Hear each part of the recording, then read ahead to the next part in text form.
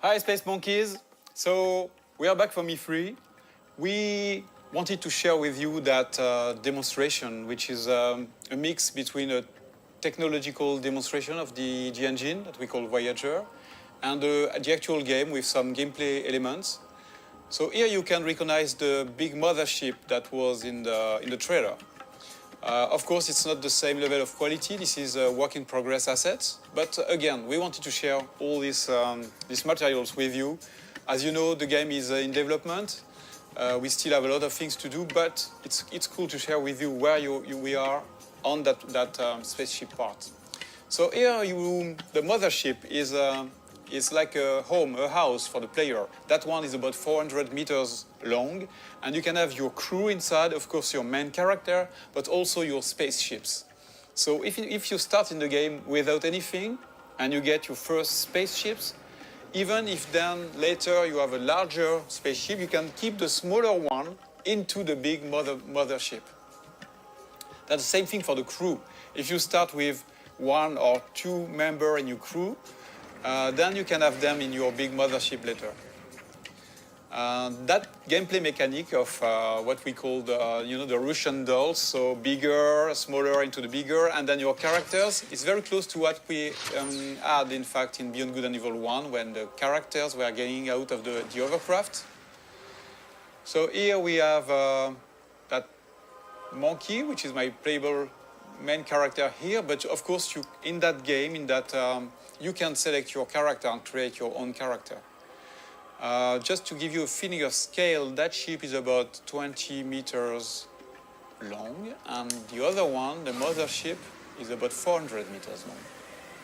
I'm going to go close to it so that you can see the size. So when we have large spaceships like that, the good thing, the interesting thing is that they are a real level of gameplay. You can go inside. We have interiors for those big ingredients. So imagine I'm at the beginning of the game. I'm starting the game. I have nothing, but I am like like in Beyond Good and Evil 1, you start without anything, and you have to get some money to like level up and get your first vehicles. So imagine I'm just delivering pizzas. Here it's like a side quest or just a way among menus to get some money. I'm delivering pizzas to those guys. So imagine it's not my spaceship. That's the beginning of the game. And this could be an interesting way to trigger the first ingredients of the adventure, because the spaceship is a playable interior. You can get inside, you can sell your pizza, and then instead of getting out of the ship, you could decide to explore the ship. And why not discover that there is some slavery, some human trafficking, and things like that. The good thing is that in Beyond Good and Evil 2, like in the first episode, you can take pictures. So if I'm taking a picture of evidence of the things I'm seeing in the game, then I can share those pictures with the guys in the city, for example, and then I can trigger discussions with those guys based on the picture I took. So that's a very interesting mechanic that can create that feeling that you can explore everything and you can gather informations and share those informations with NPCs, but also between players. Another very interesting thing here is the feeling of scale. Here we know that the players, they will explore everything. They will want to go everywhere. So we need to handle large-scale ingredients, like that huge statue, where you can go very close to it and you can look at all the details on the statues. And of course, you can go inside of this kind of statue, and you can also get on top of it. I just want to show you something interesting about the scale and the feeling of scale. So I'm going to land on the top of the statue, and you will realize how big it is.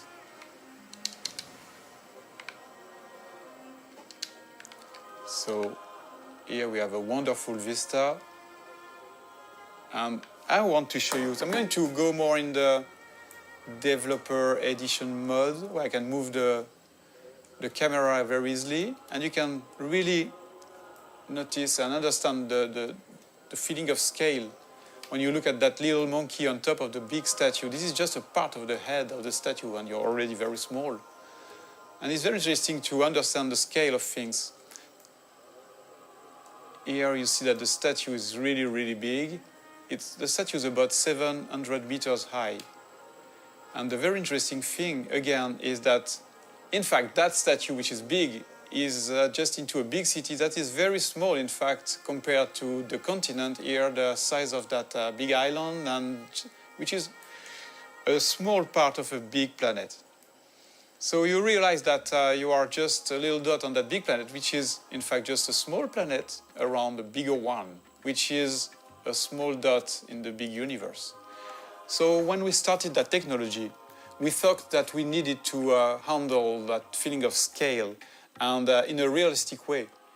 Before going into details, we wanted to make sure that the engine was capable of handling this kind of thing. When you look at this sunset, it's not exactly a sunset made by artists. It's really the combinations of physical ingredients, you know, the light that is changed depending on the atmosphere. So you can see here the different colors. And the fact that, of course, the planet is rotating around in space, around the big planet. So here I'm doing a kind of time lapse. I'm modifying the time so that you can understand better how it works. You see that everything is turning like in a real solar system. So yes, I'm increasing the speed. You see the night here with the cities. So another important thing is that you can, at any time, you can go everywhere.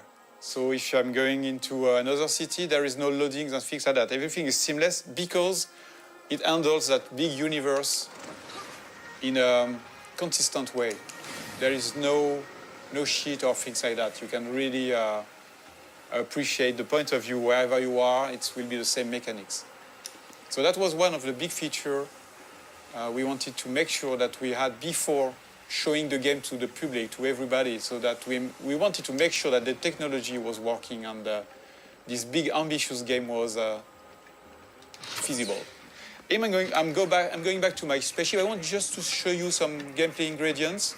I'm going to change a little bit the time so that we have a bit more sun. Yeah. So that spaceship is very, very nice. It's very close to the Beluga we had in Beyond Good and Evil 1. It can handle very large speed, but it's also very easy to do loopings and trigger very fast movements. So it's a dogfighter. I can increase the speed. So this is a classic plane speed we have on Earth. We are about 1,000 kilometers per hour.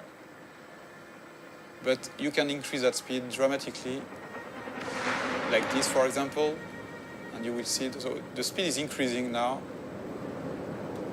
You see that it's about 5,000 kilometers per hour. Let's go back in the city so that we can really understand the speed. And I can increase the speed again.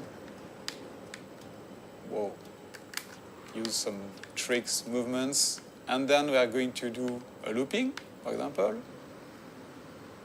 So you can combine anything, any movements, and the very nice thing too is that you can even increase the speed to 20,000 kilometers per hour, which is a lot. I'm going to try, to drift like that. So at any time you have the drifting mode, you have all these very interesting movements. But of course, the biggest things you want to do in this kind of situation is to go in space. So let's trigger higher speed. And you see this little effect around the spaceship is because of the friction of the atmosphere. If I don't increase my speed, there is no reason to have more friction. But if I'm increasing the speed, you will see that the effect is stronger. And same thing if I'm going very, very fast. So depending on the quantity of atmosphere, you can have a stronger effect. Until you start burning. But you see, with those very high speed, you can really travel very, very far and very fast. Just changing the time of the simulation so that we can appreciate the wonderful view in space. So if I decide to go on this planet or the satellite, which is somewhere around there, I can go there seamlessly. And the more the further you are of the planet, the faster you can go because there's no more atmosphere, so no more friction. So here still have a little friction. But of course you can go back onto the planet whenever you want.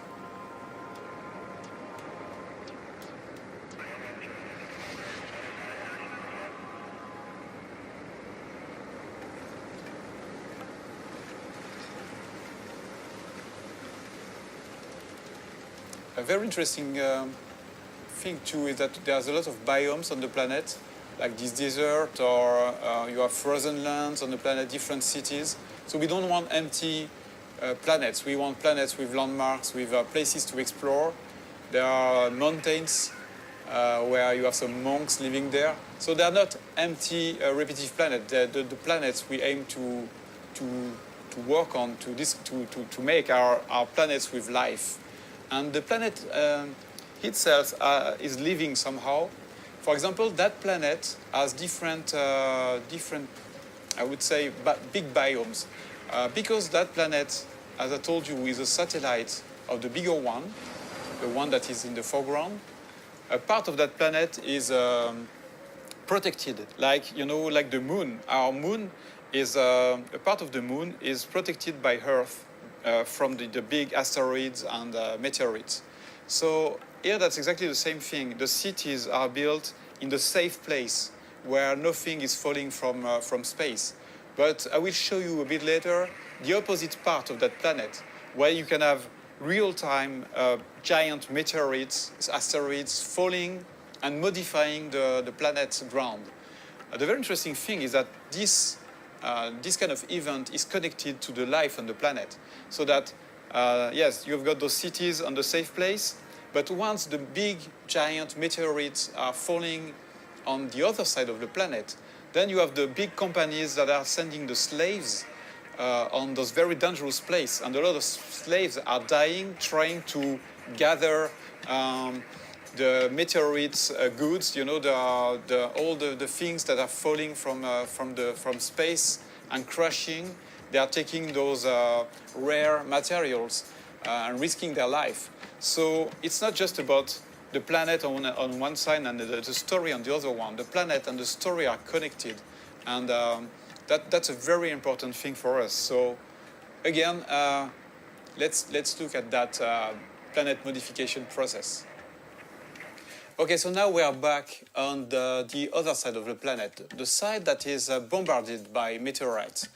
Here, we just want to showcase the ability that we have in the engine to modify the whole planet in real time. So here, for example, imagine that you're flying over that region. You can have a huge meteorite falling in front of you, and you will have all these one incredible effects on the planet, but also on the other spaceships. So that's a very important feature for Beyond Good and Evil. We want interactivity to be the heart of the whole experience, not just with characters, not just with spaceships, but also with a big, huge planet. So thank you for watching that video. This is our first Space Monkey debrief. Many more will come, and we would love to have you leaving us your comments on this Space Monkey program site. So please comment, tell us what you think, and expect way more videos like that. Thank you very much.